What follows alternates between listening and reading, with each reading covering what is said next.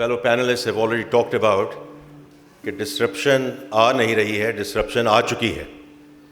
We are in a perfect storm between the economic situation, the political toxicity, wranglings, and the evolving law and order situation. There's no dearth of policy prescriptions in Pakistan. Every single economist who is here, outside the room, on the screens, the reality is the bane of this country has been the structural twin deficits. और उसमें जो solutions भी सामने आते हैं are not new. We have to grow and diversify our tax base. We have to grow and diversify our export base. Privatization, state-owned enterprises, circular debt, we know it all. The World Bank study, which is an external study, a couple of years back, mentioned how can Pakistan move from a $300 billion economy at that exchange rate, at that point in time, to a $3 trillion economy by the time, inshallah, we grow to be 100 years old in 2047. It's listed there, and it has all the pillars and prescriptions of what we need to do as a country to grow 10 times. At the same time, the governments know it very well as well.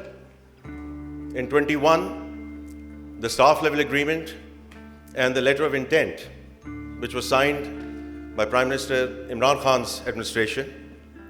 In September of last year, under Prime Minister Shehbaz Sharif, Miftah signed a letter of intent and a staff level agreement. और उसमें सिर्फ 19-20 का फर्क है. So we know exactly what we have to do and what we are committing as a country and as a nation. So इसमें कोई rocket science नहीं है कि what we have to do and why we have to do it. The problem and the issue is the how and the who part of it. We falter in execution. And we talk about our easterly neighbor all the time in terms of whether we should be going in that direction or not. But I would just put in two other examples. Bangladesh, right? If we look at 4 things that they have done very successfully. Policy continuity, 12 years of policy continuity. The country going secular, at least in terms of how they did and managed population control. Women in the participation in the workforce is seen everywhere. And exports, हम हर वक्त बात करते हैं exports को बढ़ाना है, and they made export religion. And how have they operationalized it? Because it's again back to the how part of it. उन्होंने export truck को ambulance का दर्जा दे दिया है. हम अब दस्तों गरेबां हो सकते हैं, short marches, long marches, everything that comes along. But when you see an export truck, you're going to move away, right? The way we give way to ambulances, so that they can go to the dock, and then we can get back to our activity, whatever we were doing previously. And then 97 special economic zones in operation right now in Bangladesh, right? We have a little bit of a success story in Faisalabad. We're struggling with Rashikai, we're struggling with Dhabaji.